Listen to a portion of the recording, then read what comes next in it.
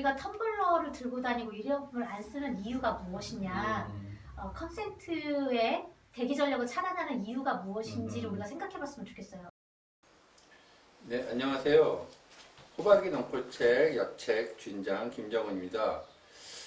지금 이 녹화를 하는 날짜가 4월 16일이라 안녕하세요라는 인사도 어쩐지 제대로 된 인사인지 마음이 무겁네요. 아직 그 침몰 원인 등을 비롯한 진상규명조차 제대로 이루어지지 않아 매년 4월 16일은 더욱 무겁고 착잡한 마음을 갖고 맞는 것 같습니다. 이런 무거운 날, 야책에서 만나는 사람에 나와주신 게스트와 나눌 대화도 굉장히 무거울 것 같습니다. 오늘은 에너지 활동가 신근정 선생님과 함께 현재 우리에게 가장 심각한 문제라고 할 수 있는 기후위기에 대한 이야기를 나눠보려 합니다. 안녕하세요. 지역에너지 전환 전국 네트워크에서 운영위원장을 맡고 있는 신근정입니다. 예전에 녹색연합이라는 환경단체에서 에너지 기후팀을 해서 활동하기도 했었고요. 지금은 이제 지역에너지 전환 전국 네트워크에서 활동합니다. 에너지 운동에 대해서 딱 이렇게 여쭤보려고 그랬더니 이제 뭐 어떤 단체 이름들이 막 나오고 막 그런 것 같은데 네네네. 그러면은 그냥 한꺼번에 다 물어볼게요. 네. 뭐 일단 어떤 걸 먼저 하셔도 좋은데 이제 그 말씀하셨던 뭐 녹색연합이나 에너지 전환 뭐 어쨌든 그런 단체라든지 뭐 같이 언급해 주셔도 좋고 이제 뭐 에너지 운동이라는 것은 무엇인지 이런 것도 한꺼번에 같이 좀 말씀해 주시면 말씀 부탁드릴게요. 네, 알겠습니다. 제가 녹색연합이라는 환경단체에서 에너지 운동을 시작했던 건 2011년 후쿠시마 사고가 나던 그해 1월 1일부터였어요. 에너지 담당 업무를 시작하자마자 2달 만에 후쿠시마에서 핵발전소 사고가 났는데요. 그 전부터의 에너지 운동의 고민은 그런 거죠. 한국 사회에서의 에너지 체계는 거대 산업에 이제 연결되어 있는데요. 석탄 발전과 원자력 발전, 가스 발전이라고 하는 대규모의 발전소들이 전기를 생산해서 전국에 퍼뜨리고요. 그걸 유통하는 한전이라고 하는 거대 금융 기업이 있죠. 이렇게 중앙 집중적으로 정부가 그리고 이 전기를 생산하고 판매하는 것, 석유를 어떻게 수입하고 관리할지, 가스를 어떻게 공급하고 한꺼번에 들여올지 이런 것들을 정부가 다 통제합니다. 그래서 정부가 주도하는 에너지 체계, 중앙 집중식 에너지 체계를 지역 주민과 시민사회가 같이 참여하고 그 다음에 어느 한 곳에서만 생산해서 공급하는 게 아니라 모두가 다 생산하고 공급하는, 모두가 책임지고 모두가 의무를 가지는 그런 분산형 에너지 체계를 바꾼다. 이런 고민, 그래야지 이 문제가 해결되지 않겠냐. 송전탑 문제든 핵발전소 문제든 아니면 기후위기 문제든 그런 고민을 하면서 이제 활동들을 진행을 해왔고요. 그래서 어쨌든 제 지난 10년 동안에 활동했던 내용들은 다 중앙 주도형, 중앙 집중식 에너지 체계를 지역 분산형 에너지 체계로 바꾸는 것으로 이제 활동을 하는 거고, 거기에 필요한 사회적, 경제적, 어떤 기술적인 문제를 같이 해결하는데 주안점을 두고 에너지 운동을 하고 있습니다. 약간 전환의 개념이랑 비슷하다고도 할 수 있어요. 아니, 지금 얘기했다 보니까는 이게 제가 이제 뭐 이 대본상으로는 좀 뒤쪽으로 가 있는데 이제 뭐 듣다 보니까는 솔깃한 내용들이 있어서 뭐 상관없이 그냥 막 질문을 드릴게요. 제가 그렇지 않아도 한 6년 됐나? 7년 됐나? 예전에 그때 이제 책 중에 뭐 밀양전쟁이라는 책이 나오고 그때쯤에 그 밀양 송전탑 관련된 거기 계신 할머니들 투쟁하는 그런 다큐멘터리를 본 적이 있었어요.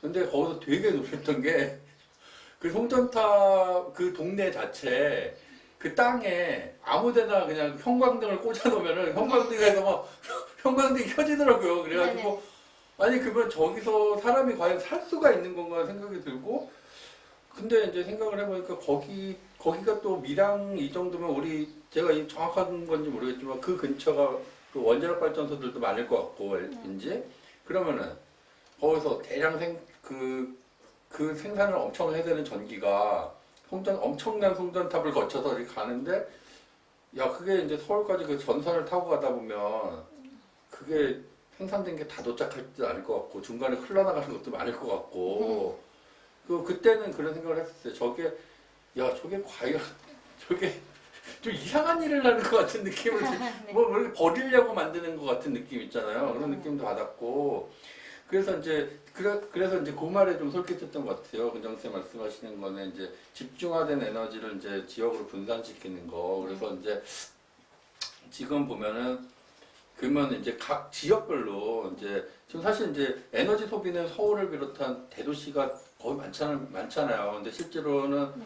그 생산 자체는 솔직히 대도시에는 안 하잖아요. 대도시에서 생산을 안 한다시피 하잖아요. 그러니까 다 어디 오지에서 생산해가지고 그거 주민들은 별로 필요도 없는 에너지를 생산해서 다 그 뭐 소비가 과도한 곳으로 다 보내지고 있고 중간 과정에서 버려지는 것도 너무 많고 뭐 이러는데 실제로 그러면 이제 지금 하고자 하는 일들이 그러니까 옛날 이제 뭐 민중가요 중에 뭐 일하지 않는 자가 먹지도 마라 이런 가사도 있었고 그랬던 것처럼 진짜 쓰고 싶은 사람들이 자기가 쓸 만큼을 생산하는 구조. 그러니까는 실제로 막 에너지가 진짜 필요한 곳에서 거기서 발전을 해버려라. 뭐 이런 식의 운동을 좀 펼치시는 거라고 봐도 되나요? 그러니까 좀만 덧붙일게요. 그러면 지금은 에너지가 이제 아까도 얘기했지만 이제 발전소들이 되게 오지에 많고 뭐 이런데 제 생각에는 지금 뭐 재생에너지 이런 얘기들도 그동안 많이 있었고 그런데 느낌에는 저 설비들을 나중에 재생에너지를 발전시킬 때 쓸 수는 없을까? 그 설비가 좀 쓸 수 있는 뭐 교집합 같은 게 좀 있지 않을까 생각도 했었었는데 근정쌤 말씀을 듣다 보니까는 그것도 이제 어떤 에너지가 이제 그니까 너무 큰 데서만 한꺼번에 생산해서 그냥 이렇게 뭐 거기 사람들과는 상관없는 것으로 보내지는 방식이라서 어쨌든 간에 그런 것도 다 버리고 지금까지 에너지 생산 체계부터 다 그러니까는 수요가 많은 곳에서 직접 생산하는 방식으로 가야 되는지 그런 거 궁금하네요. 아, 네. 질문을 되게 여러 가지 여러 해주셨어요. 가지, 네. 굉장히 많은 걸 여러 가지 해주셨는데 제가 이제 질문을 끊어가지고 답변을 드리도록 하겠습니다. 밀양 송전탑 문제를 처음에 이제 제기를 해주셨는데요. 송전에 관해서는 되게 다양한 견해가 있을 수 있어요. 저는 처음에 이제 녹색연합에서 활동하면서 송전탑 문제를 다루기 시작했을 때에는 저희가 왜 송전탑 문제를 다뤘냐면 환경운동가들이 핵발전소를 반대하기 위해서 송전탑 문제를 다룬 거예요. 송전탑 자체의 문제를 집중하기도 했었지만 그때 피해자들이 당장 있었고 그 피해자들이 송전탑을 반대하는 상황이니까 주민을 지원하는 입장도 있었지만 보다 근본적으로 송전탑 문제에 관심을 갖게 된 이유는 신규 핵발전소를 막고 싶었기 때문인 거죠. 그래서 왜냐면 이게 송전탑이 건설이 지체되면 그 비용이 올라가게 되고 그러면 핵발전소를 짓는 비용이 올라가고 원자력 전기의 단가가 올라가게 되니까 그게 이제 경제성을 낮추는 효과를 가져오거든요. 그래서 이제 송전탑 문제에 처음에 집중을 하기 시작했던 거였고요. 그랬을 때 이제 송전탑 문제에는 이제 두 가지 측면이 있어요. 하나는 이 송전탑이 왜 필요하냐, 어떤 전기를 이동하기 위해서 송전탑이 필요하냐와 또 하나는 그 송전탑을 건설하는 과정에 주민 피해가 제대로 주민 피해를 막기 위한 혹은 그 피해를 보상하기 위한 절차가 제대로 진행되었냐, 이 두 가지 측면이 있을 수 있는데요. 그랬을 때 우리가 재생에너지 전기를 송전하는 송전탑은 안전하고 원자력 전기를 송전하는 송전탑은 나쁘냐, 그건 아니거든요. 전기 그냥 전기예요. 무엇으로 생산했던 전기는 결국엔 전기거든요. 전기 안에 방사능 폐기물이 들어가 있는 것도 아니죠. 그러니까 지금의 그 송전탑 문제를 바라보는 시선이 송전탑은 다 나빠 이렇게 얘기하면 이제 풍력단지도 나쁘게 되고 태양광 단지도 나쁘게 되고요. 그렇게 돼요. 근데 저희가 밀양 송전탑 문제에서 가장 주목했던 건 너무나 고압이다라는 거죠. 이게 재생에너지 전기를 분산형으로 해서 에너지 생산 양이 작고 움직이는 거리가 가까우면 그렇게 전압이 높을 필요가 없어요. 그런데 멀리 가야 되면 전압이 높아야 되거든요. 왜냐하면 전압이 높아야 손실률이 떨어지니까. 그래서 우리는 지역 분산형으로 가게 되면 전압을 낮춰도 되고 전압을 낮추게 되면 전자파 피해도 적을 것이다 이렇게 생각을 하고요. 전압과 전자파 피해가 약간 정확하진 않지만 비례하는 경우가 있다. 좀 어느 정도 비례한다 이렇게 보니까요. 전자파에도 또 종류가 되게 많습니다. 그래서 기술적으로 들어가는 건 너무 어려운 이야기고요. 그냥 알기 쉽게 표현하면 그런 거죠. 그래서 우리가 송전탑의 전자파 문제를 제기하면서 지붕에 있는 태양광의 전자파 문제를 같이 제안하시는 분들이 있어요. 그렇지만 그 전자파 우리는 고압으로 멀리 이동하기 위해서 그리고 필요하지 않은 발전소 우리가 선택하고 싶지 않은 에너지원을 선택하게 되는 그런 송전에 대해서 반대하는 것이지 모든 송전에 반대하는 것은 아니다라는 점을 먼저 설명을 드리고 싶고요. 그리고 송전이 반드시 필요하다면 그 송전하는 과정에 충분한 보상과 충분한 피해 예방이 필요하다 이렇게 얘기를 드리고 싶어요. 예를 들자면 송전이라고 하는 거는 대규모의 전기를 이동시키기도 하지만 송전과 변전과 배전과 분전을 통해서 또 다양한 형태로 전기를 이동시키거든요. 이동을 시키는 되게 다양한 방법이 있는데 저희 전봇대도 다 전기가 지나가요. 그런데 이 전봇대에 피복을 제대로 해서 정말로 감싸기를 제대로 감싸고 전자파 방지 시설을 해서 땅속에 묻으면 그것도 전자파 피해가 적을 수 있거든요.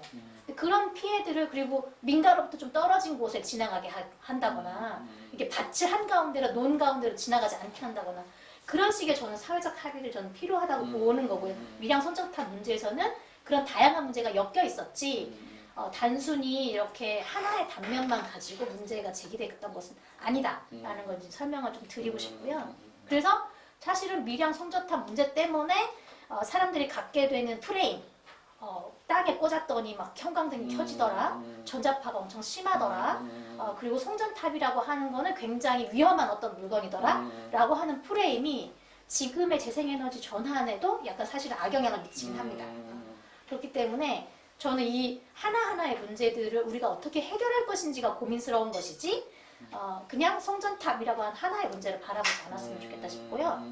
이후에 에너지 운동의 다양한 측면들도 다 저는 마찬가지 프레임이라고 생각해요. 하나의 원인으로 하나의 결과가 있고 하나의 원인으로 하나의 그 문제를 해결하면 세상이 바뀌는 거 저는 없다고 생각하고요. 이미 현대사회는 굉장히 복잡다단한 문제들이 복합적으로 얽혀 있고 그 문제를 풀기 위해서 실타래를 풀듯이 하나하나 풀지 않으면 안 된다고 생각하고 있어요. 단칼에 가위로 자를 수 있는 문제는 저는 없다고 생각하고요. 에너지 문제 역시 마찬가지고요. 그래서 그렇게 저는 송전탑 문제를 하나하나 풀어봤으면 좋겠고요. 두 번째로 에너지 소비와 생산지의 불균형 이야기를 하셨는데요. 우리나라에서 대도시, 특히 서울 같은 경우에는 에너지 소비량이 상당히 작습니다. 전체 우리나라의 전기 소비량과 가스 소비량과 석유 소비량을 놓고 보면 전체 5%도 안 될 만큼 작아요. 에너지 소비량이 가장 많은 건 경기도고요. 온실가스 배출량이 가장 많은 것도 경기도죠. 그래서 수도권을 통칭해서 많다고 이야기합니다. 그런데 우리가 에너지 소비지와 생산지의 불균형이 있다 이야기할 때에는 사실 우리가 산업단지를 간과한 측면이 있어요. 우리나라 에너지 소비는 산업단지에 굉장히 많은데 산업단지는 서울과 수도권에 많지 않습니다. 땅값이 비싸니까요. 땅값이 싼 곳에 농촌 지역에 산업단지가 있죠. 그래서 충남 같은 경우가 전기 생산이 충남 자체에서 생산하는 것의 300%를 이제 생산을 하는데요. 여기에서도 그 300%를 생산하는 생산과 또 소비도 굉장히 많이 소비를 합니다. 물론 인구 규모에 비해서. 그런데 15개 시군을 보면 15개 시군 중에서 4개의 시군만 석탄 발전소가 있고 그 석탄 발전소가 있는 곳에 산업단지가 같이 있어요. 가까이 있어야 이 사람들도 원가를 낮추잖아요. 그래서 핵발전소 전기가 서울까지 오지는 않습니다. 왜냐하면 핵발전소 인근에 산업단지가 있어요. 공장 산업단지가. 네. 중공업단지. 울진 핵발전소나 맞아요. 고리 핵발전소는 옆에 있는 울산에 있는 중공업단지로 가겠죠. 영광도 마찬가지고요. 서울은 대신 경기도에서 생산되는 에너지, 전기 특히 그리고 이제 충청남도에서 생산되는 것 인천에서 생산되는 게 이제 서울로 오죠. 가까운 곳으로 먼저 가니까요. 그래서 우리가 생산지와 소비지를 생각할 때 산업과 일반 상업지역, 그 다음에 가정 다 포함해서 우리가 에너지를 어떻게 쓰는지에 같이 감안해서 놓고 볼 필요가 있다라고 하는 거죠. 지금 대규모 생산이 필요한 이유는 대규모 에너지 생산과 공급이 필요한 이유는 대규모 소비처가 있기 때문입니다. 제철 회사라든지 시멘트 회사라든지 이런 대규모 소비처가 있으니까 대규모 생산을 해야 안정적인 공급이 가능한 거거든요. 그래서 에너지 운동에서의 고민은 이 대규모 소비처들의 에너지 자립을 어떻게 유도할 것인가 이런 고민도 같이 있고요. 사실은 이제 중공업을 해체해야 된다 이렇게 이야기하기는 어려운 측면이 있습니다. 왜냐하면 우리나라 경제에 굉장히 많은 것들이 맞물려 있고 우리나라의 수많은 사람들의 생계뿐만이 아니라 도시 인프라까지 책임지는 측면이 있기 때문에 그래서 이제 에너지 문제를 해결해야 되니까 대량 생산이 안 되니까 대량 소비도 하지 말고 중공업도 없애야 된다. 저는 그렇게 이야기하시는 분도 있지만 저는 사실 그 부분에 대해서는 저의 입장은 아직은 없어요. 옳다 그르다 말하기는 그걸 어렵습니다. 여쭤보려고 했는데 아직 네네. 없. 네네. 아직은 그렇게 저는 주장하고 싶진 않고 제가 충분히 확신을 갖고 있지 않다. 우리나라 경제에 대해서 그렇죠. 그 수많은 사람들의 목숨줄을 쥐고 있는 그런 정책 결정을 하는데 그렇게 저는 함부로 주장하고 싶진 않고요. 대신에 저는 이제 우리의 권한 안에 있는 서울시, 자치구 혹은 제가 이제 지역 에너지 전환 전국 네트워크니까 각각의 자기 지역 안에서의 에너지 전환을 좀 더 좁혀서 생각을 좀 해보고 그리고 나서의 어떤 책임지는 고민을 좀 했으면 좋겠다. 왜냐면 충남 에너지 전환 네트워크도 있고 경남 에너지 전환 네트워크도 있어서 경남은 경남 공업단지, 충남은 충남의 석탄단지를 어떻게 할까 그 지역 활동가들이 고민하고 그러면 있거든요. 실제로 이제 그 지금 가장 이제 대규모로 소비되는 데가 이제 공업단지들이라고 하셨는데 그리고 네. 그 중에서 특히 이제 언뜻 특히는 이제 중공업단지들이 그럴 것 같고. 그렇죠. 네. 그러면은 지금 경남 그 에너지 전환 그런 네, 단체들이 네, 있다고 네. 하셨는데 네. 그러면 그런 데서 고민하는 거는 그러면 이제 어떤 식으로 에너지를 전환하려는 그런 아이디어들은 좀 나오는 게 있나요? 지금 거기에 있는 원자력을 에서 생산되는 거를 주로 사용한다고도 말씀하셨는데 그것이 아니라 이제 그 중공업 단지에서 사용될 에너지를 어떻게 해서 이제 다른 에너지를 전환해서 쓸 것인가에 대한 아이디어들은 특히 지역 단체나 이런 쪽에서 나오는 것들이 있는지. 저도 아직 지금 이제 논의가 이제 막 시작된 이제 막 측면이라서 네. 구체적으로 어떤 해결책이 있다 이렇게 말하기는 어렵고요. 사실 제가 아까 말씀드렸던 것처럼 하나의 원인으로 하나의 해결책이 있는 게 아니라고 말씀드렸잖아요. 그렇겠죠. 그래서 다양한 논의가 이제 시작되고 있고 얼마 전부터 이제 경남형 에너지 전환, 그린 뉴딜 어떻게 할 것인가에 대한 대토론회가 이제 시작이 됐어요. 그래서 논의 테이블이 이제 만들어졌고요. 거기에서 이제 경남의 산업단지들의 에너지 전환을 경남도가, 경남의 시민사회가, 경남의 시민들이 어떻게 함께 머리를 맞대고 이 문제 해결할 것인가 이제 테이블이 만들어졌고요. 토론회가 시작이 됐고요. 경남도 석탄발전이 있기 때문에 경남에 있는 석탄발전소 지역 주민들과 충남의 석탄발전소 지역 주민들이 서로 연대하는 모임들도 지금 이제 구성이 됐습니다. 그래서 이제 근데 이제 말씀하시다가 이제 그게 또 되게 그 사람들의 이제 경제적 이해관계가 다 엮여 있는 거잖아요. 그렇죠. 거기서 일하시는 노동자분들한테는 당장 뭐 내일 죽을래 오늘 죽을래 상황을 선택하게 만들 수도 있는 거고. 맞아요. 그러니까 이게 참 어려운 문제인데 이게 참 이게 합의가 과연 저것이 이루어질 수 있을까 이렇게 고민을 하다 보면 이제 이게 저 같은 사람들은 이제 이게 뭔가 이거 저도 이제 그게 좀 문제예요. 이걸 어떻게 바꿔내느냐는 문제인데 전반적인 사회 시스템의 교체가 없이는 그것의 합의 자체가 불가능하지는 않을까 생각도 들거든요. 그랬을 때 어떤 방식으로 이제 합의를 해나갈 수 있을 것이라고 좀 생각을 하시나요? 저는 이제 지금 사실은 그 산업은 산업끼리 이렇게 하는 것 같아요. 영역 간의 콜라보도 지금 하고 있는데 지금 이제 중요하게 두 가지 이제 움직임이 있는데요. 하나는 그 노조, 민주노총을 중심으로 하는 금속노조에서 기후위기에 대비해서 금속노조의 노조 조합원들이 기후위기를 어떻게 바라보고 기업들이 사회적 책임을 하는 과정에서 노동자들의 이제 생계나 안전망을 어떻게 구축할 것인가 이런 논의를 이제 시작했어요. 그래서 지금 민주노총도 기후위기 비상행동에 참여단체로 지금 참여하고 있고요. 학습이 이제 시작이 됐죠. 마찬가지로 이제 산업계 측면에서는 정부가 탄소 중립을 표방했기 때문에 산업계도 이 탄소 중립을 해야 되는 거예요. 왜냐하면 우리나라는 경제가 시장 경제가 아니고 관치 경제잖아요. 정부가 모든 걸 다 해결하거든요. 정부가 다 모든 것을 쥐락펴락해요. 규제도 만들고 전기요금도 마찬가지지만 그래서 정부가 요구하면 산업계는 따라가야 되는 상황이에요. 이제 거기 약간 반론이 있지만 좀 이따 얘기할게요. 네네네네네. 그래서 사실은 이게 면피를 하든 아니면 산업계가 정부와 권력을 바꾸려고 하든 상관없이 기본적으로 우리나라는 정부가 물가를 통제하고 시장 경제에 맡겨져 있지 않습니다.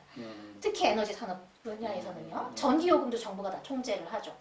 그런 상황에서 산업계가 탄소 중립을 해야 된다는 요구를 정부로부터 받았고 국제사회에서 무역을 하기 위해서 탄소 중립을 해야 된다는 압력도 받은 거죠. 물건을 팔려면 탄소 중립을 해야 된다는 압력을 받았기 때문에 그래서 산업계가 시멘트 업계, 그 다음에 자동차 업계, 그리고 뭐 제철 업계 이런 업계들이 다 탄소 중립을 하겠다고 선언을 하고 탄소 중립에 대한 로드맵을 이제 세운다고 하는 어떤 추진 체계를 만들었어요.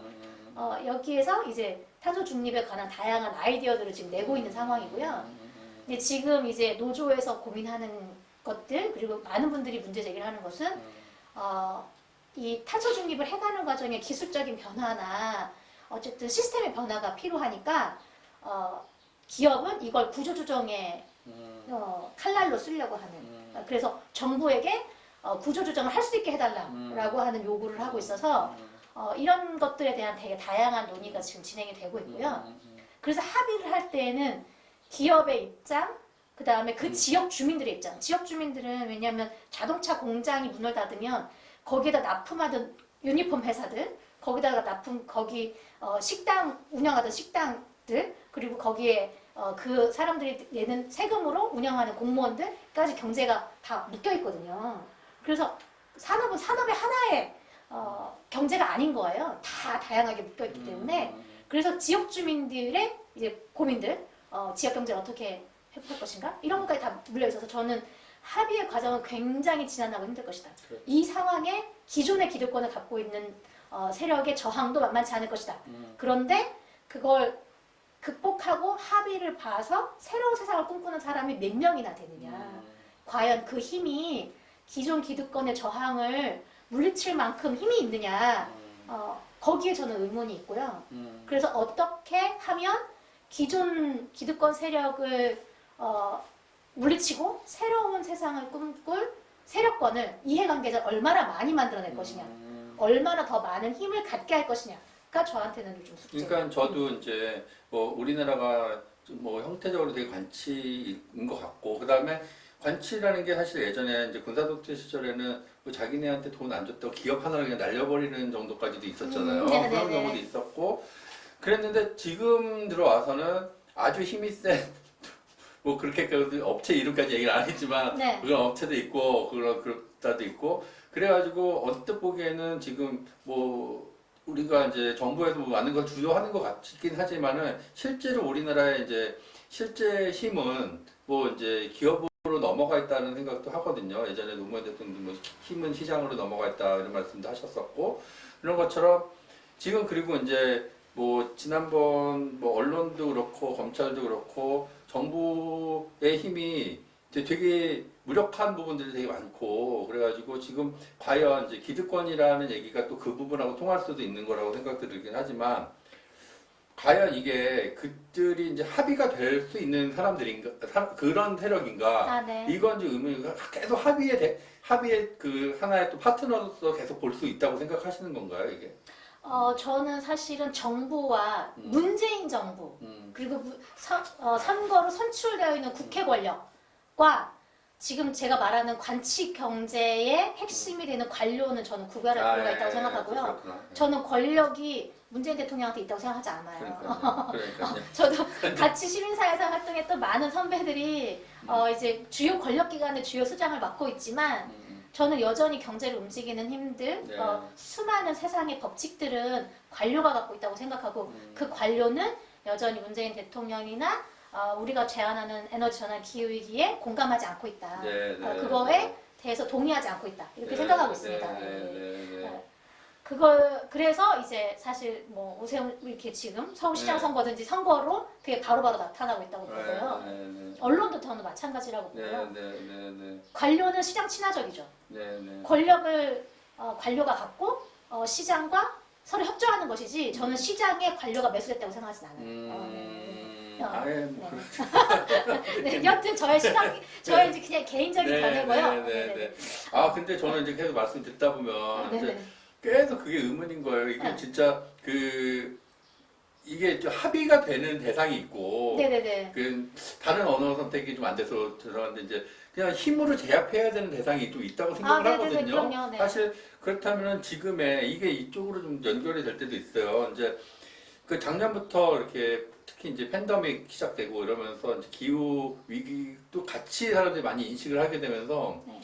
작년부터 이제 뭐 텀블러 사용이라든지 뭐 쓰레기 재활용이라든지 특히 플라스틱 뭐 분리하는 거 이런 거에 되게 마치 그것이 이제 기후위기 운동의 되게 큰 주류인 것이 저는 이제 많은 이제 네. 시민들이 활동하는 거에서 그런 걸 보면서 아 저게 뭐 교양 운동으로서는 좋지만 저게 과연 뭘 할 수 있을까 네. 그럴 때 저는 이제 어떤 형태로든 계속 이제 뭔가 뭔가 이렇게 뭐 다른 언어 선택이 없어서 이렇게 뭔가 데모와 투쟁이 좀 필요한 시기가 아닐까. 그런데 이제 데모와 투쟁을 하기에는 뭐 코로나도 당장은 이제 코로나도 그렇고 해서 그렇긴 하지만 지금 그건 좀 다르게 생각을 하시는지 아니면은 지금 당장도 우선은 가장 필요한 것은 이제 학습의 얘기도 좀 하시긴 했지만 이제 데모나 투쟁이라는 게 또 학습하고도 연결될 수도 있기도 하고 그래서 이제 그런 걸 한번 여쭤보고 싶어요. 그러니까는 뭐 여러 가지 것들을 다양하게 해야 되겠지만은 그래도 가장 지금 당장 우리가 좀 해야 될 것들은 무엇인가. 그러니까 막연하게 저 같은 사람한테는 데모합시다 이럴 수도 있지만 이렇게 활동하시는 분으로서 지금 당장 우리가 좀 해야 될 것들은 뭐 학습인 것인가. 정말 이게 쓰레기 재활용 이런 거에 진짜 집중하다 보면 될 것인가. 아니면은 뭐 진짜 어디 뭐 요새 문제가 생겼던 이제 포스코 같은 이런 업체들 뭐 항의 방문하고 막 이제 또 발전소들을 막 우리 폐쇄하러 갑시다 이렇게 막 투쟁을 해야 되는 것인지 가장 현 시점에서 우리가 진짜 집중해야 될 운동이라면 운동, 뭐 활동이라면 활동 이런 건 어떤 것이 있다고 좀 생각하시는지요? 저는 아까 이제 합의가 필요하다고 생각하냐 이런 질문을 아까 하셨는데요. 저는 기본적으로 합의란 필요하냐가 아니라 아니, 되겠냐라는 네. 저는 기본적으로 합의란 동등한 권력을 가진 사람이 서로 다른 대안을 이야기하는 게 저는 합의라고 생각해요. 그런데 지금은 기존의 기득권의 에너지 산업과 맞아요. 기존의 경제 체계와 기후 위기를 해결하자고 하는 사람들 간의 힘의 균형이 균형적이지 않다. 그렇죠. 세력이 너무 균형적이지 그렇다. 않기 때문에 기존의 에너지 산업은 대한에너지나 재생에너지 생각하는 사람은 한 테이블에 앉을 이유가 없어요. 한 줌도 안 되고 완전 미약하고 그렇죠, 아무런 그렇죠. 영향력이 없는데 돈도 없고 권력도 없는데 왜 한 테이블에 앉아서 협의를 합니까? 앉혀주지도 않고. 그럼요. 앉혀주지도 않죠. 같은 테이블에 앉지도 않아요. 그러면 우리는 우리가 합의가 필요로 하다면 합의를 할 수 있을 만한 힘과 권력을 가져야죠. 세력을 형성해야 저는 합의가 가능하다고 보고요. 그런 세력을 형성할 때 우리한테는 가진 건 어쨌든 사람 숫자밖에 없는 거잖아요. 돈이 아니면. 그래서 저는 민심이 중요하다고 생각하는 거예요. 촛불도 사실은 저는 민심의 힘으로 혁명이 일어났다고 보는 거고요. 우리가 이 민심을 얻는 방법이 무엇이냐를 고민했을 때 사실은 저는 집회도 당연히 해당이 되겠죠. 집회 같은 경우는 이 문제에 관심이 없는 사람들이 길거리에서 눈에 보이니까 맞아. 그리고 그게 언론을 통해서 보이니까 집회를 하는 것이지 저는 집회로는 세상을 당연히 바꿀 수 없죠. 집회로는 국회의원이 법 하나도 내게 못해요. 그렇죠. 그런데 그 집회를 하면 그 집회 사진이 언론에 실리고요. 그 집회에서 나오는 주장을 국회의원이 관심을 갖고 물어보고요. 그 집회 광경을 쳐다보는 시민들이 집회를 하네 왜 그러지? 라고 궁금하게 되거든요. 그래서 집회를 하는 거예요. 저는 그렇다고 생각을 하고요. 집회가 아닌 방식으로 우리가 영향력을 갖게 하려면 굉장히 많은 사람들이 이해관계자가 저는 돼야 된다고 생각해요. 자기의 생계에 영향을 미쳐야 된다고 생각하거든요. 경제적인 문제까지. 그래서 기존에 있는 산업들이 이거 하나 하게 된 비용이 수십억 원이 들어가니까 난 못해라고 할 때 나는 그런 걸 안 살래. 나는 그거 이용하지 않겠어. 네가 그렇게 하면 네 주식 안 사겠어. 너한테 대출 못하게 은행을 막을 거야. 라고 하는 게 권력으로 인식이 돼야 된다. 라고 생각을 해요. 그걸 어떤 이끌어가는 주체도 필요하고 그게 그런 사람들의 인식과 의식이 실제로는 권력이라고 하는 프레임을 지어주는 어떤 대상도 있어야 되는 거죠. 왜냐면 모든 사람이 지금 일회용품을 쓰지 말자고 이야기하잖아요. 일회용품을 쓰지 않고 라벨이 필요 없다고 하는 것을 이것이 권력이다 라고 프레임을 져주는 시민사회가 있어요. 그래서 그걸 가지고 기업에게 압력을 생산하는 시민사회가 있죠. 그러니까 기업들이 라벨을 붙이지 않은 제품을 생산하기 시작한 거죠. 면피를 하는 것일 수도 있지만 저는 그런 성과들이 나온다고 생각하고 그게 소비자의 권력이구나라는 걸 인식해야 되는 시점이 저는 있다고 생각하고요. 그랬을 때 비로소 하나하나의 변화라도 일어난다 이렇게 생각하고 있어요. 근데 저는 이제 지역에 있는 에너지 전환 활동가들의 이 영향력을 지역사회에서 영향력을 가지려면 어떻게 해야 되냐? 거버넌스도 들어가고 집회도 하고 당연히 내용도 알아야 되고 실질적인 시스템의 변화, 시공을 하나 한다던가 사례를 하나 보여준다던가 이런 거 다 필요하다 이렇게 생각을 하고 있고요. 그래서 저희가 지역 에너지 전환 전국 네트워크가 진행하는 단체가 이제 3년 전에 결성했는데 결성된 활동 목표가 이런 거죠. 국가 지역 분산형 에너지 체계를 변환할 수 있도록 지역의 국가 에너지 계획, 그 다음에 지역의 에너지 계획에 개입한다. 그리고 에너지 시설, 우리가 공급하게 되는 우리가 공급받는 에너지 시설에 시민들의 공공적인 소유와 통제를 추구한다. 그리고 시민들이 주도해서 활동할 수 있도록 지역을 기반으로 활동한다. 그리고 네 번째가 이런 활동들을 진행하기 위해서 정보와 경험을 공유하고 관련된 인력을 양성한다. 이게 네 가지의 사업 목표예요. 그걸 통해서 어쨌든 지역부터 시작해서 국가를 변화시킨다. 이게 약간 분권적 차원에서 그런 고민을 하고 있고요.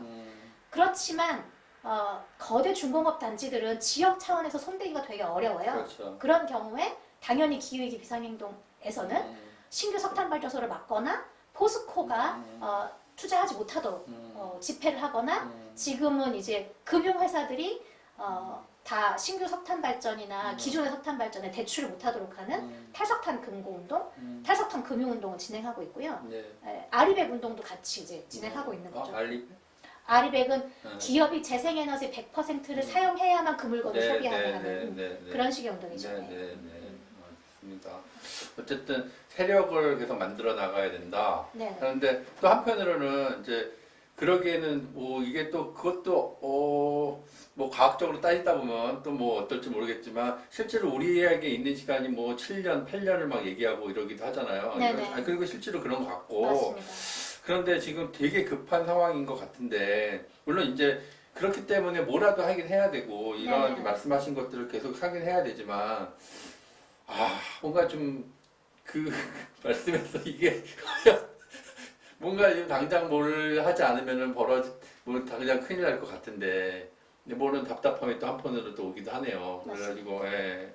그래서 뭐 아무튼 말씀을 들으면서 이제 저도 이제 그냥 답답해한 마음은 있지만 그래도 저부터도 뭔가를 좀 같이 좀 나서서 좀 그 뭐 정보 주시는 정보들도 잘 받고 남들과 공유해가면서 좀 뭐 적극 나서봐야 되지 않을까 그런 생각을 하고 항상 뭐 그것 또한 이제 또 저만의 투쟁인 것 같고 또 사람들이 뭐 이렇게 에너지 뭐지 뭐 플라스틱이나 뭐 텀블러나 뭐 아니면은 뭐 재생에너지 이런 게 관심을 많이 갖고 있다라는 것들을 계속 인식시키는 것 자체 이제 정부나 우리 아까 얘기했던 관료 집단에게 그런 것들을 알리는 거 인식시켜주는 것 또한 이게 하나의 또 세력화가 될 수도 있겠구나 그런 생각도 좀 들기도 하네요. 네. 그래서 지금 어쨌든 6년, 7년 남았다는 이야기 볼 때마다 활동가들이 기후 우울증에 빠진다고 이야기합니다.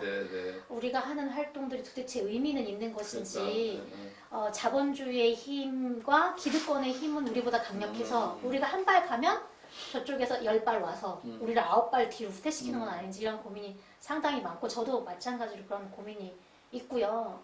그런데 이제 저도 그런 문제가 해결될 수 있는 6년 안에 문제를 해결할 수 있는 방법이 있으면 좋겠어요.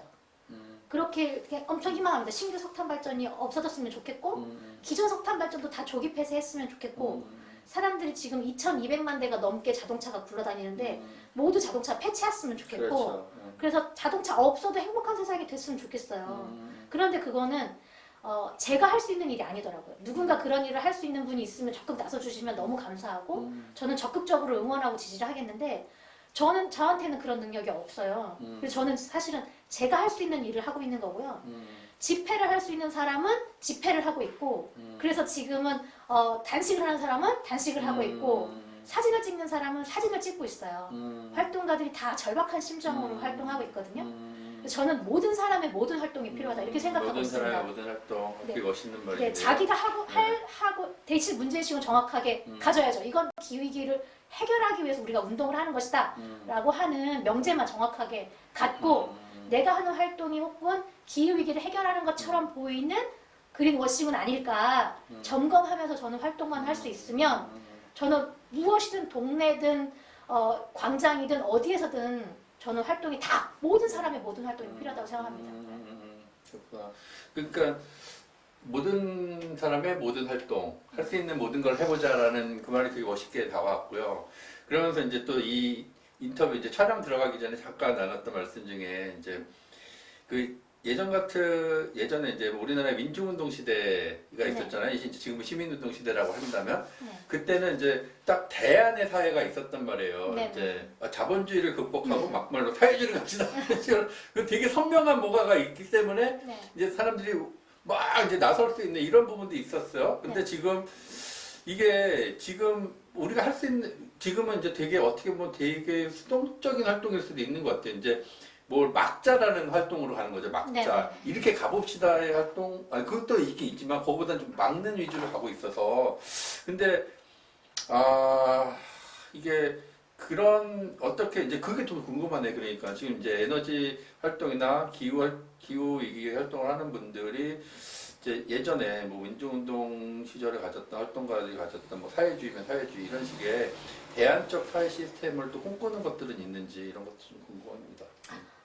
저는 사실은 우리 지구상에 있는 많은 나라들 중에 굉장히 많은 다양한 사회 시스템을 갖고 있는데 그 나라들 중에 어느 시스템이 기후위기에 가장 적합하게 대처하고 있느냐라고 이제 질문을 한다고 하면 그 나라의 모델을 가면 좋잖아요. 근데 저는 이제 유럽에 있는 많은 나라들과 이제 아시아에 있는 많은 나라들의 사례를 살펴봤을 때 어떤 하나의 균일된 세상이 적용되긴 다 어렵다. 역사적 맥락이 있고 사회적 맥락이 있고 정치와 산업의 차이가 다 있어서 우리가 덴마크식 모델을 가져올 수도 없고요. 덴마크식이 그렇죠.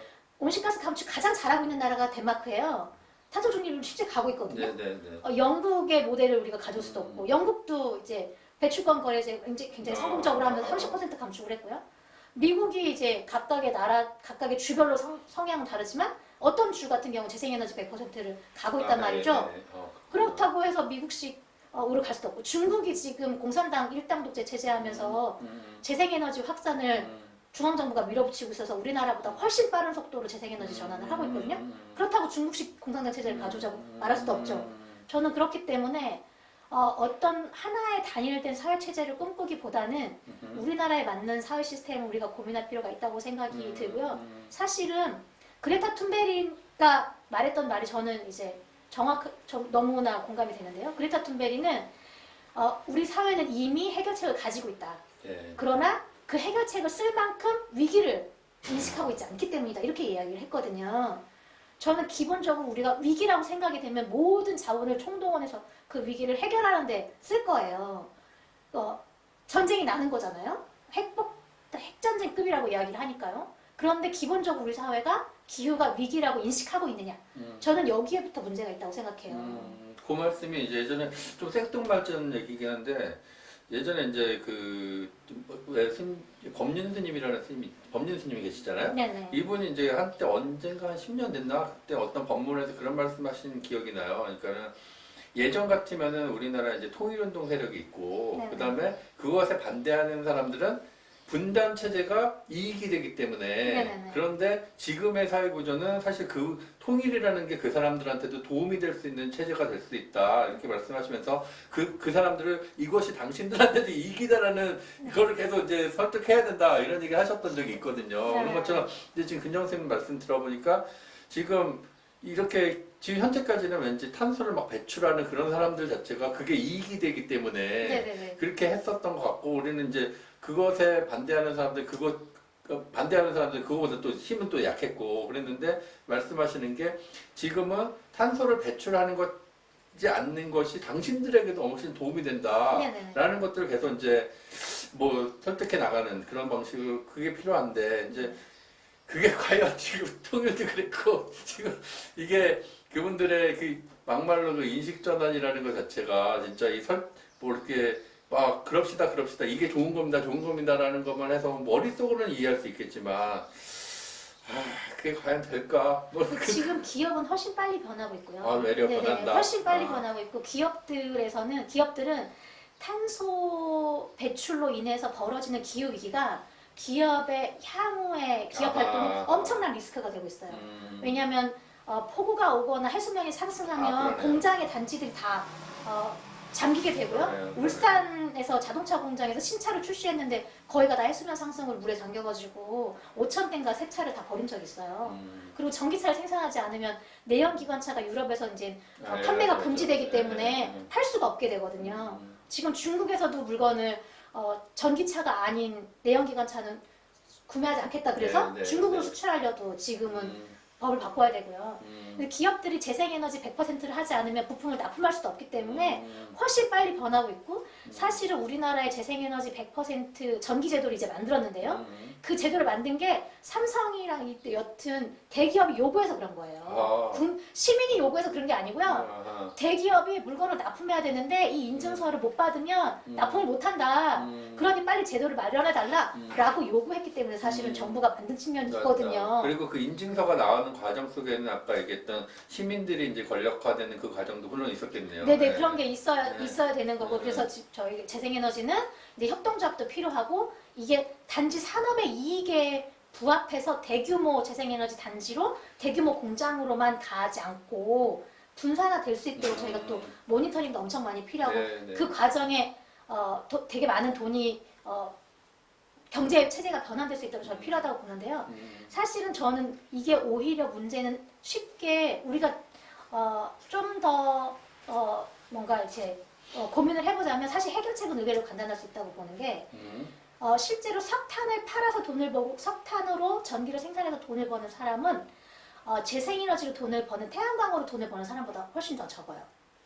돈의 규모는 훨씬 큰데요. 석탄 발전소는 대규모 발전소이기 때문에 그 돈을 버는 경영진과 주주와 노동자의 숫자는 태양광을 생산하고 시공하고 태양광으로 돈을 버는 사장님들의 숫자보다 훨씬 적거든요. 이게 그럴 수밖에 없어요. 수천억 원짜리를 1억 원짜리를 수천 명이 나눠 갖는 구조잖아요. 그런데 이게 자기가 권력이라고 하는 걸 저는 인식하는 게 저는 필요하다고 생각해요. 그래서 석탄 발전이 없어져야 태양광 발전 업자들이 돈을 벌 수 있다.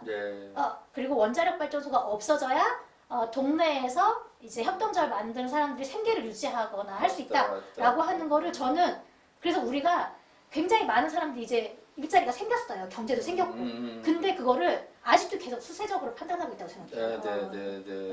그래서 저는 원자력과 화석연료와 원자력 같은 기존의 에너지 체계를 고립시킬 만한 연대가 만들어질 가능성이 충분히 많다. 있다. 갖춰지고 있다. 갖춰지고 있다. 그런데 여전히 굉장히 소수라고 생각하고 태양광도 혐오 프레임을 만들면서 저들의 프레임에 놀아나고 있다. 이런 생각도 사실 있습니다.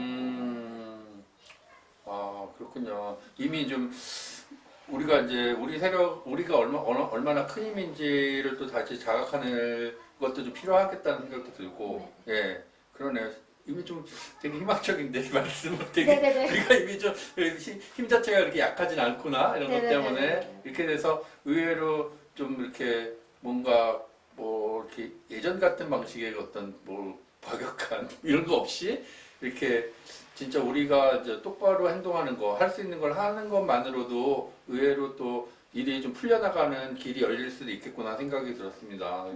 그런데 저들의 저항은 아주 조직적이고 아주 치밀해서요.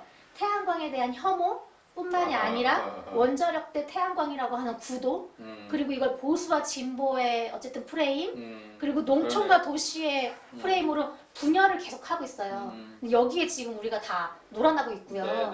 저는 여기에 대해서 그게 위기라고 하는 기후가 위기다. 그렇기 때문에 우리가 변해야 된다라고 하는 공감대가 아직 충분하지 않기 때문에 저들이 제시하는 주류 원론과 주류 산업계가 제시하는 그 프레임에 우리가 계속 끌려가고 있는 게 아닌가 이렇게 생각하고 있어요. 이것뿐만 아니라 우리나라의 많은 부분들이 이제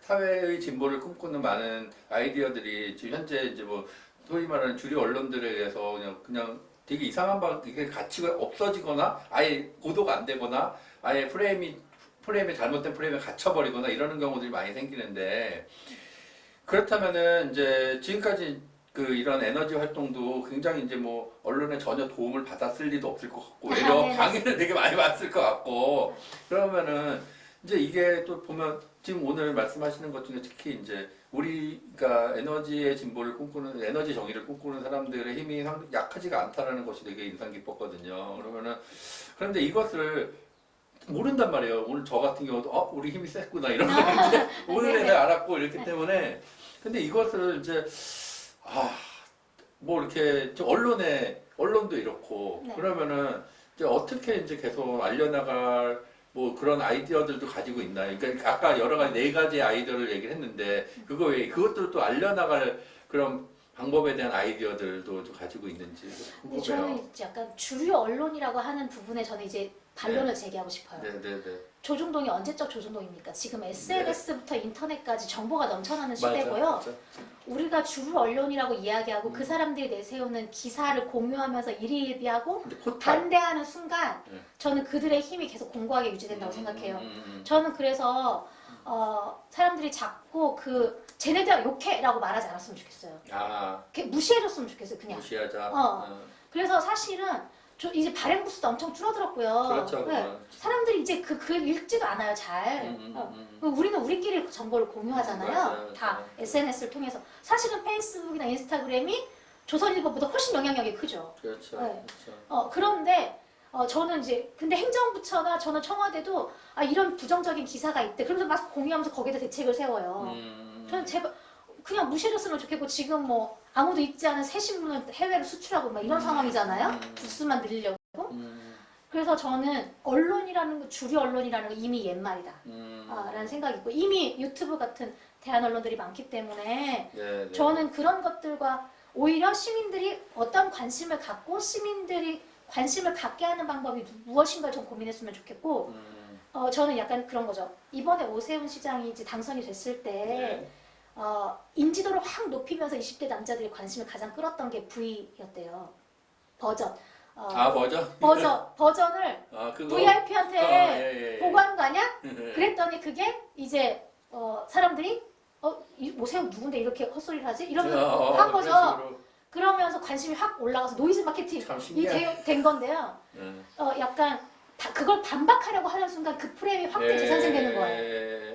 자꾸 인용하면서 VIP라며 버전이라며 이야기를 계속 오고 가는 거죠. 그럼 오세훈이 누가 이렇게 되는 거죠. 사실은 뭐 누구 아바타야 이런 이야기도 나올 때 그게 무슨 뜻이야를 계속 얘기하는 거예요. 그걸 무시하고 그냥 다른 이야기를 했으면 저는 프레임이 옮겨갈 수도 있다고 생각해요. 그래서 저는 프레임이 되게 중요하다고 생각을 하고요. 그런 측면에서 언론의 프레임에 갇히지 말고 우리가 우리 자신의 우리의 프레임을 갖자. 소통의 통로를 어떻게 만들 네. 것인가가 저는 굉장히 중요하다고 생각을 하고요.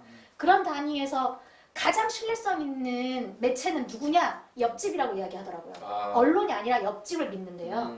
옆 사람이 근데 지금의 태양광 전자파 이야기는 언론이 이야기하는 게 아니라 옆집 사람이 이야기하거든요. 동네 할머니가 이야기해요. 전자파 나온 다음에 아파트 입주자 대표 회장이 이야기해요. 태양광 하면은 미관에 안 좋다며? 안 좋냐? 않지 않다며? 그 보수 언론의 농객들과 보수 언론의 그 내용을 프레임으로 확대 재생산하는 유튜버들이 수백만 팔로워를 가지고 운영한 저는 그게 훨씬 더 큰 문제라고 생각을 하고요. 그랬을 때 우리는 우리의 세력을 어떻게 구축할 것인가 이런 고민도 사실 있고요. 마찬가지로 그런 집회 현장에 사진 한 장 나오게 하는 거 굉장히 중요하니까 기후위기 비상행동에서는 계속 사진이나 그런 캠페인을 하려고 하는 게 있는 거고요. 그렇지만 저는 이제 지역에너지나 전국네트워크라서 저희는 사실은 그렇게 이슈 파이팅을 하는 단체는 아니에요. 제 성격도 이슈 파이팅에 적합한 성격은 아니기도 하고요.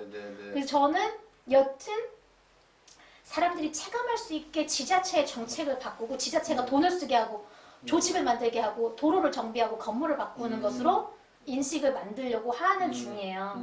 그런 고민을 좀 하고 있고요. 그야말로 이제 하실 수 있는 실질적으로 걸 한다. 내가 할 수 있는 것만 한다. 네. 내가 아는 거, 내가 잘할 수 있는 것에 집중한다. 이렇게 얘기하고요. 그러니까 몇 가지 포인트가 있었네요. 이제 그러니까 할 수 있는 걸 좀 뭐 제가 이제 뭐 질문상 간간히 느껴질 수는 있겠지만은 뭐 너무 뭐 큰 얘기만 하려고 하는 것보다 이제 좀 할 수 있는 걸 큰 얘기를 하다 보면 진짜 또 아무것도 못하는 가능성도 커지고 그러니까 할 수 있는 걸 해보자 라는 것과 또 우리 힘이 그러니까 이렇게 기후 정의를 생각하고 있는 사람 기후의 정의가 있어야 된다라고 생각하는 사람들의 힘이 결코 약하지 않다라는 것과 그 다음에 그 주류 언론들 그러니까 특히 이제 포탈도 마찬가지겠지만 그쪽은 좀 우리가 무시할 만하지 않겠냐. 그래서 그게 첫 번째 얘기랑 좀 연결되는 것 같아요. 우리가 할 것을 그냥 하자. 이런 식으로 이제 좀 연결되는 것 같고. 그래서 제가 저 딴에는 또 이제 뭔가 기후 위기 문제에 대해서 이제 텀블러와 뭐 쓰레기 재활용에만 집중하는 듯 보이는 분들에 대해서도 파이팅을 항상 외칠 것이고 이제 네. 그렇게 뭐라도 하는 거 이제 좀 중요하지 않겠냐. 오늘 말씀 나누면서 뭐 그런 생각을 좀 많이 하게 됐습니다. 네. 오늘 이제 하실 얘기 저도 물어볼 얘기 되게 많긴 하나 또 이제 뭐 다음 기회에 이게 너무 쉬운 말로 넘어가긴 하지만은 혹시 뭐 진짜 뭐 제가 질문을 못 드렸거나 해가지고 네네. 하셔야 됐을 얘기 좀 있으시면 마지막으로 좀 하나 해주시면 좋겠습니다. 저는 사실은 우리가 텀블러를 들고 다니고 일회용품을 안 쓰는 이유가 무엇이냐, 컨센트의 대기 전력을 차단하는 이유가 무엇인지를 우리가 생각해봤으면 좋겠어요. 그거는 사실은 저는 에너지 전환이든 아니면 쓰레기 순환 경제든 그거는 이 사회의 거대한 시스템 중에 하나이기 때문에 저는 반드시 규제가 있어야 된다고 생각하거든요. 회사가 일회용품을 생산하지 말아야죠. 거기 일회용품에 세금을 매겨야죠. 유리병으로 재사용을 해서 쓰는 게 일회용품을 쓰는 것보다 훨씬 더 가격이 싸야 되죠. 당연히 카페에서는 일회용품을 제공하지 말아야 되고요. 저는 그게 우선이지 우리가 이미 사용한 일회용품을 분리배출하는 건 해답이 아니다. 그렇죠. 그런데 우리가 분리배출을 하는 이유는 그 분리배출로 몸에 체득하면서 분노를 느끼라는 거예요. 그 분노로 규제를 만들려고 하는 거고요. 그 규제를 외치는 정치인에게 표를 주라는 거죠. 저는 이 두 개가 반드시 같이 가야 된다고 생각해요.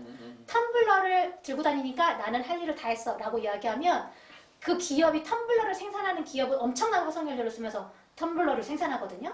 그리고 일회용품을 생산하는 회사들은 그 텀블러를 끼워줘요. 상품으로. 그러면서 그 기업이 그린워싱을 하죠. 저는 그 기업의 그린워싱에 동참하는 결과라고 생각해요. 텀블러를 쓰거나 장바구니를 들고 다니는 것으로 자기 할 일을 다 했다고 생각하는 사람들.